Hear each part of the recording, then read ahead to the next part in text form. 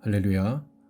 월요일 아침 이번 한 주간도 말씀과 기도의 능력으로 능히 우리에게 주어진 삶을 감당해내시는 은혜를 힘입으시기를 축복합니다.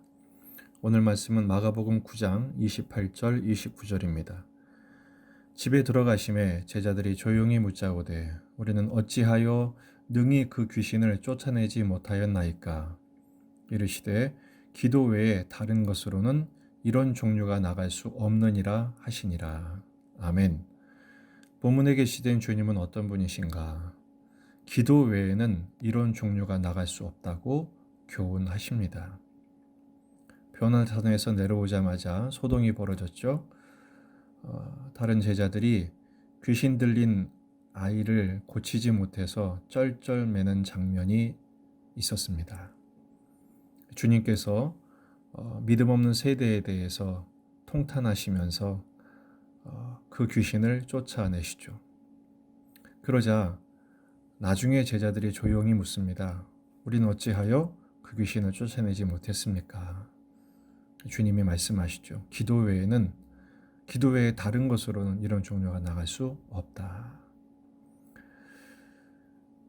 이 본문에서 귀신 들린 아들은 현대를 살아가는 세상을 의미하는 것 같습니다.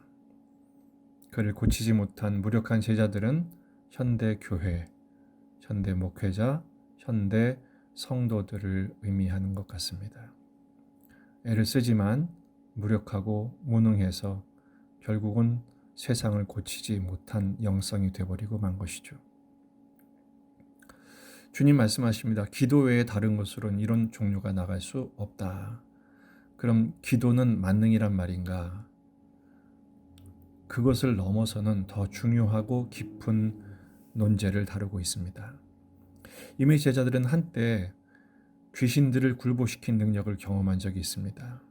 누가복음 10장 17절을 보면 70인 전도대를 주님이 파송하셨을 때 주의 이름이면 귀신들도 우리에게 항복하더이다. 그들은 흥분하고 환호했습니다. 그러자 주님께서 누가복음 10장 20절에 그러나 귀신들이 너희에게 항복하는 것으로 기뻐하지 말고 너희 이름이 하늘에 기록된 것으로 기뻐하라. 이렇게 말씀하십니다. 능력보다 중요한 것은 존재라는 말이죠. 우리 이름이 하늘에 기록된 하나님 나라의 백성이 된 존재가 된 것을 더 기뻐하라 말씀하신 것입니다. 귀신 들린 아들을 왜 제자들은 고치지 못했을까요? 그날도 당연히 주님의 이름으로 나을 수 있을 것이라고 확신했을 것입니다. 조금도 의심하지 않았습니다.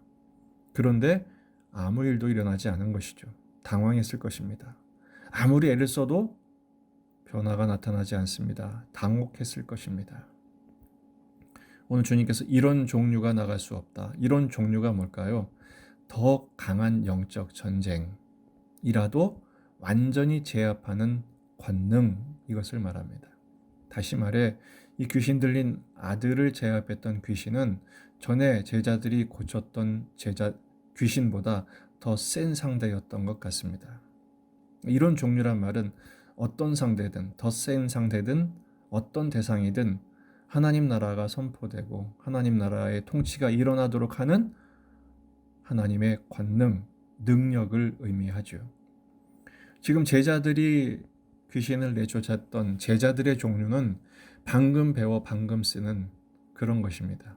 시험 전에 벼락치기 공부하고 다 잊어버리는 임시적이고 즉흥적이고 단편적인 능력이었죠. 그러니까 충분한 능력은 가지지 못한 것입니다. 마태복음 7장에서도 주님이 이런 책망을 하신 적이 있습니다. 7장 22절 그날에 많은 사람이 나더러 이르되 주여 주여 우리가 주의 이름으로 선지자 노릇하며 주의 이름으로 귀신을 쫓아내며 주의 이름으로 많은 권능을 행하지 아니하였나이까 하리니 그때 내가 그들에게 밝히 말하되 내가 너희를 도무지 알지 못하니 불법을 행하는 자들아 내게서 떠나가라. 기적과 역사는 있지만 말씀으로 인한 존재의 변화, 더 깊은 하나님과의 관계에서 오는 확고불변한 믿음, 그 믿음에서 나오는 능력은 없는 것입니다. 주님은 불법이라고 말하죠. 현상적인 능력과 기적과 역사는 있지만 존재적인 깊은 관계 속에서 오는 결코 끊어지지 아니하는 하나님과의 원류에 접속된 능력, 신앙은 없다는 것입니다. 주님이 기도 외에는 이렇게 말씀하시죠. 기도 외에는, 이 말은 능력보다 관계라는 것입니다. 완전히 엎드리는 것이죠. 시간과 공간을 초월해서 모든 존재를 주님께 전폭적으로 의지하는 것이죠. 대상이 어떠했든 상황이 어떠했든 주님만 동행하고 주님만 의지하고 주님과 일체된 그런 관계로서의 기도입니다. 기도는 능력을 빼내 쓰는 비법이 아니라 하나님과 소통하는 관계의 용어입니다. 주님이 19절에서 이미 말씀하셨죠. 믿음 없는 세대여, 내가 얼마나 너희와 함께 있으며 얼마나 참으리요. 예수님이 직접 이런 기도, 하나님 아버지와의 깊은 관계를 경험하는 기도에 대해서 본을 보이셨죠. 매일 아침 새벽 미명에 하나님 앞에 나아가셨습니다.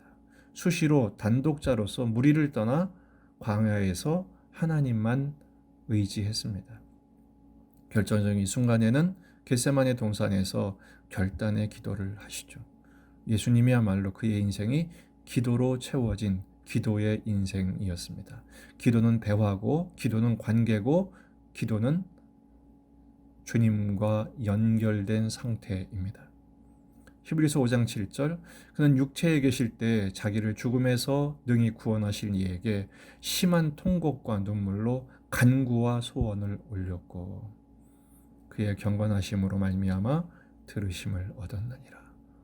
기도로 이런 종류가 나가게 된 비결을 여기서 말씀하십니다.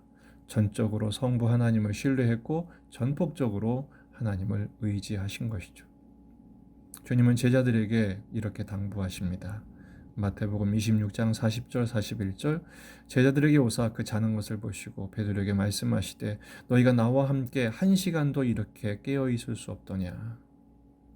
시험에 들지 않게 깨어 기도하라. 마음에는 원이로되 육신이 약하도다. 우리 연약함을 아시는 주님께서 시험에 들지 않으려면 깨어 기도해야 할 것을 말씀하십니다.